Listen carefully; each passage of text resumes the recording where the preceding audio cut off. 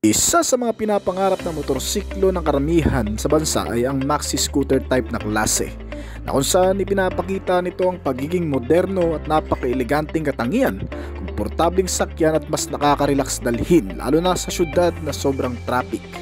Kaya kadalasan ang pangunahing pinagpipilian ng mamamayan sa bansa ay ang mga maxi scooter na medyo afford ang halaga, gaya ng Yamaha NMAX, Suzuki Bergman o di naman kaya ang Honda PCX. At ang isa pang bagong modelo na hindi pa kilala ng marami pero gaya ng NMAX at PCX ay mas magandang piliin. Naglalaman din ng maraming features at kakaibang katangian na siguradong mas magugustuhan mo pag natapos mo ang video na ito. Ang kabuang detalye kasama ng mas affordable price tag ay alamin natin. Pero bago yun, syempre, kung bago ka pa lamang po dito sa akin channel, baka naman kaibigan pwede maklik ang subscribe button pati na ang notification bell para naman ma-update ka lagi sa mga video na gagawin ko pa. Alright, simulan na natin to!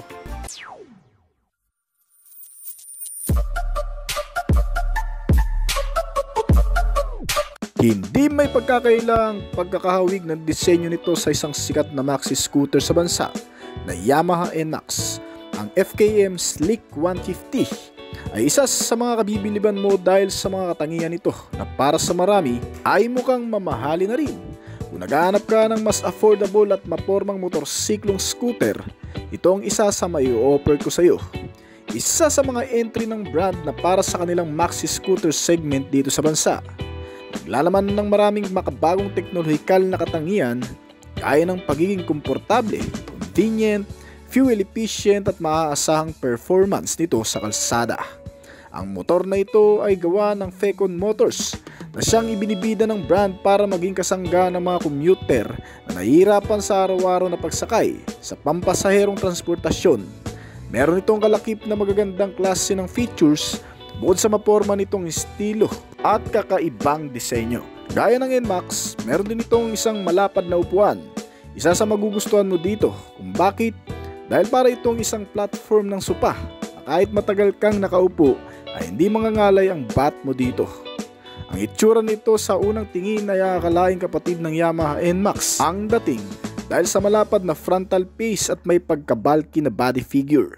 Binabalutan ng makakapal na garnish at pairings at kapansin-pansin sa bawat gilid ang matatalas na edges at mild curve na hugis kasama ang ilang pang aspeto gaya ng malaking sporty muffler.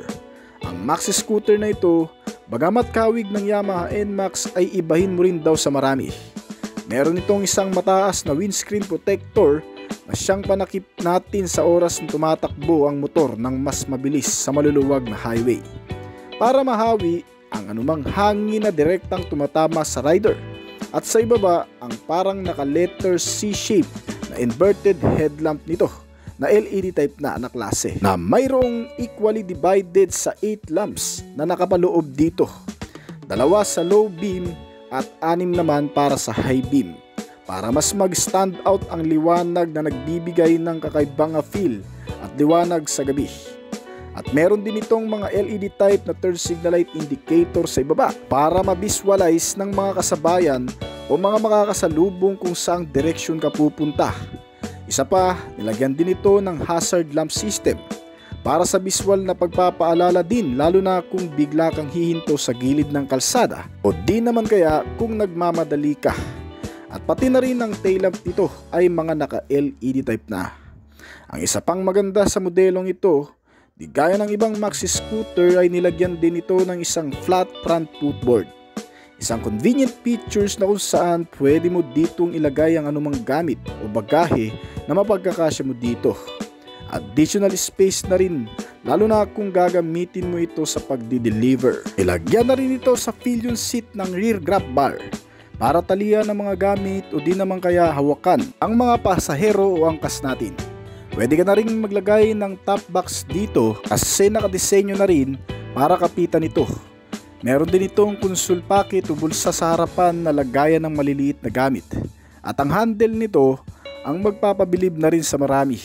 Kasi naiiba rin ang isang ito. Nilagyan ng isang handlebar na naka-naked na parang sa Honda PCX naman. At 2 high mounted na mga side mirror na hugis dahon.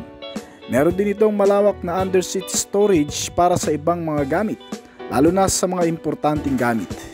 Kasya dito ang helmet, kapote at gloves. Bukod sa mga yan, ang advanced features ay hindi rin pinalagpas ng isang ito sa pagkakaroon ng isang USB port charging system o saksakan ng cord o charger ng mga cellphone. Nilagyan din ito ng keyless ignition system. Mas madaling paganahin basta hawak mo lamang ang transmitter key nito. At isa sa advantage pa ng keyless entry ay mas secured ito sa mga magtatangkang nakawin nito.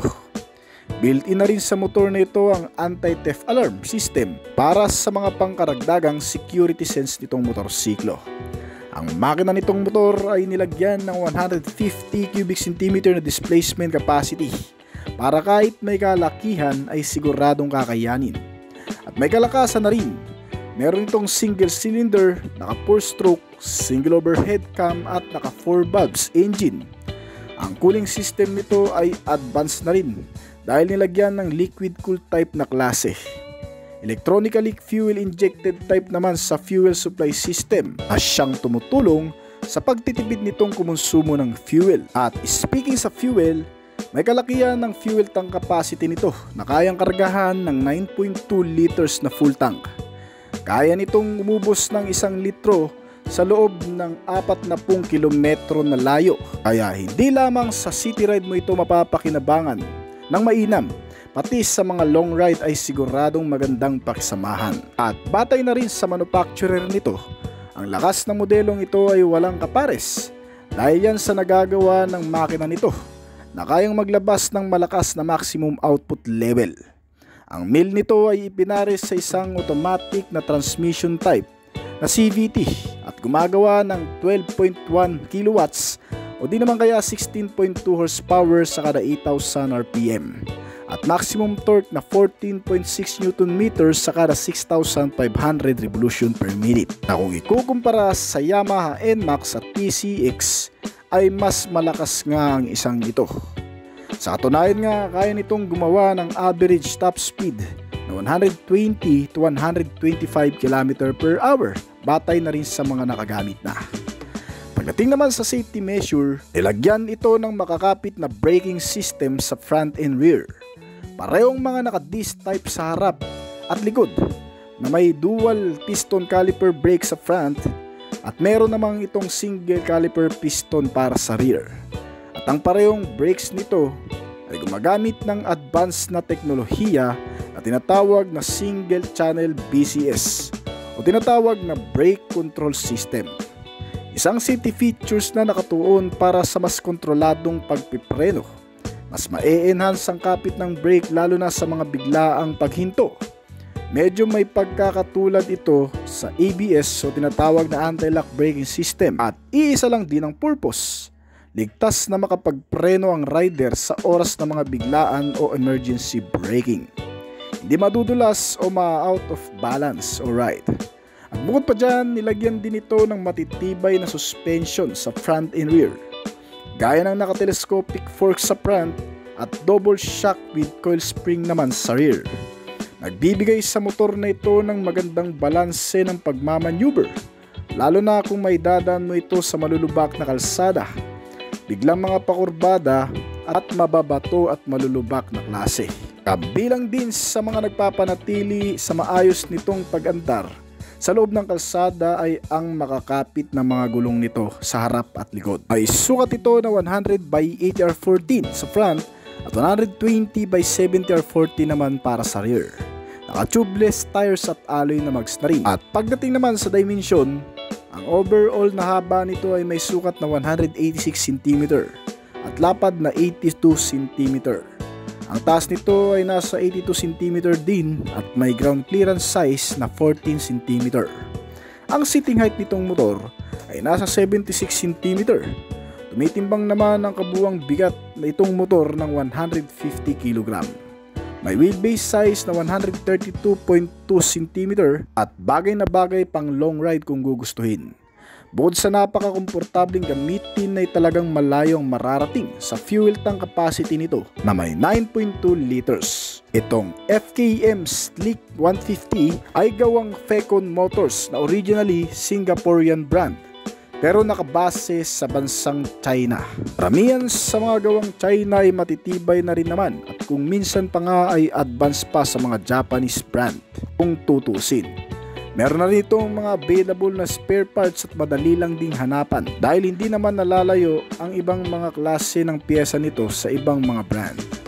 Ang maxi scooter na ito ay nagkakahalaga ngayon sa Philippine market ng 123,000 pesos lamang. Kaya kung namamahalan ka sa ilang mga Japanese brand na motorsiklo, baka pwede mo nang pagtiyagaan ang isang ito. Sa mura nitong price tag mga kaibigan, ay makakabili ka na at magkakaroon ng isang mamahaling motorsiklo kung titingnan. May pagka modern style at aggressive looking ang pamilyar na itsura ng isang ito. Isa sa mga pinapangarap ng karamihang rider, commuter at ilang mga motorcycle lovers sa bansa ang magkaroon ng ganitong klaseng motorsiklo, lalo na nung una itong inilabas sa Philippine market noong 2022. Isa ang Honda Click 160 sa mga kinikilala ng mamamayan bilang isang mapagkakatiwalaang motor sa bansa na may nakakabilib na pormahan, maraming advance na katangian at siguradong maaasahan kung saan-saan. Buhat ng ito'y inilabas ay naging kasama na sa listahan ng mga pinagpipiliang motor ng mga mamimili sa bansa. Magpahanggang ngayon ang modelong ito ay patuloy pa rin namamayagpag sa merkado ng Pilipinas. Kaya naman ang ilang mga brand competitor nito na nakapaligid at nakatingin sa pag-angat nitong modelo ay gumagawa na rin ng paraan para kahit papano'y makasingit sa pag-uusapan. Gaya na lamang ng isang motor na tatalakayin natin ngayon. Ito ay bago at kalalabas lamang din dito sa merkado ng Pilipinas. Animoy walang pinagbago kung hindi mo masyadong susuriin. Well, kung tatanungin, isa pa rin naman ito sa magugustuhan mong klase panigurado. Isang motor na naman na makikisabay sa mga nauusong modern style na inilabas na sa bansa. Ito ay tinatawag na Evo 170. Gaya ng Honda Click 160, ang motor na ito ay may napakatalas na edge sa frontal face, dala ng mga fairings garnish nito. Dalawang magkatabing headlamp sa ibaba at naka-high mount na mga turn signal light indicator sa itaas nito. Gaya ng dating unang modelo nito na Evo 150 2021 model na isinunod din naman sa Honda Click 150 ay nakuha pa rin nito ang buong hubog at perpektong pormahan ng mga garnish at fairings na nakapalibot sa buong body ng Honda Click 160 new version ngayon. At hindi lamang yun, maging pati ang ilang mahalagang amenities gaya ng pagiging komportable at convenient nito. Sa pagkakaroon ng napakaraming modernong features ay hindi rin pinalagpas.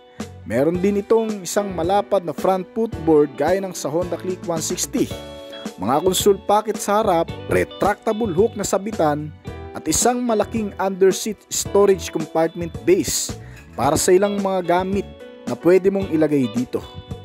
Hindi lamang sa pormahan mai-enjoy mo ang bawat nilalaman ng mala Honda Click 160 na motorsiklong ito. Kung pagmamasdan kasi, pati ang handling ay kuhang-kuha din at sa pagitan nito ay makikita naman ang naka-digitalize na ring instrument meter panel gauge nito.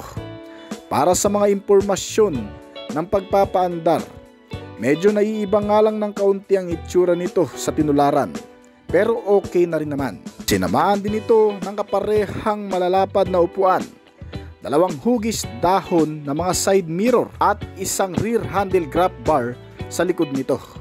Ay para ka na ring nakabili ng isang mamahaling motor o Honda Click 160 sa klase nito. Itong Evo 170 kasi mga kaibigan ay mabibili mo sa murang halaga lang. Inilabas ito na may iisang variant na nagkakahalaga ng 88,000 pesos lang. Ang motor na ito sa mga hindi nakakaalam ay mula lang dito sa Philippine market, isang Philippine brand distributor na tinatawag na Motoposh. Marahil lang ilan sa atin ay hindi pa masyadong pamilyar sa brand na ito. Ang karamihan kasi sa mga motor na inilalabas nito sa bansa ay medyo mura lang talaga ang halaga at hindi pa masyadong naikukumpara. Pero sagana naman sa napakaraming pakete, kaya na lamang ng modelong ito na Evo 170. Itong motor din kasi ay nilagyan ng ignition system na di keyless entry at push start button na lang. Meron itong kasamang anti-theft alarm for security. Para naman sa pangkalahatang mga ilaw nito mula sa harap na may kasamang DRL ay pawang mga naka-LED type na din na klase.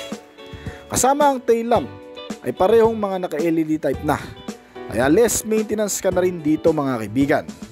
Pagdating naman sa mil, ang scooter na ito ay pinapagana ng 170 cubic centimeter na displacement capacity na may single cylinder, naka 4-stroke single overhead cam at nilagyan na rin ng fuel supply na EFI Bosch type na klase o tinatawag na electronic fuel injected type. Ang cooling system naman nitong motor ay naka air-cooled pa na medyo disadvantage pa nito lalo pat naka 170cc na ang makina. Pero bagamat ganun, nilagyan pa rin naman ito ng Euro 4 compliance pagdating sa emission, kaya eco-friendly na rin. At ang fuel tank capacity nitong motor ay naglalaman ng 5.5 liters. Medyo malayo-layo na rin ang mararating mo sa pagkakaroon nito. Ang average fuel consumption na 30 km per liter. At ang mil ng motor na ito ay pinaris naman sa isang transmission type na CVT at gumagawa ng lakas na 7.8 kW sa kada 7,000 RPM.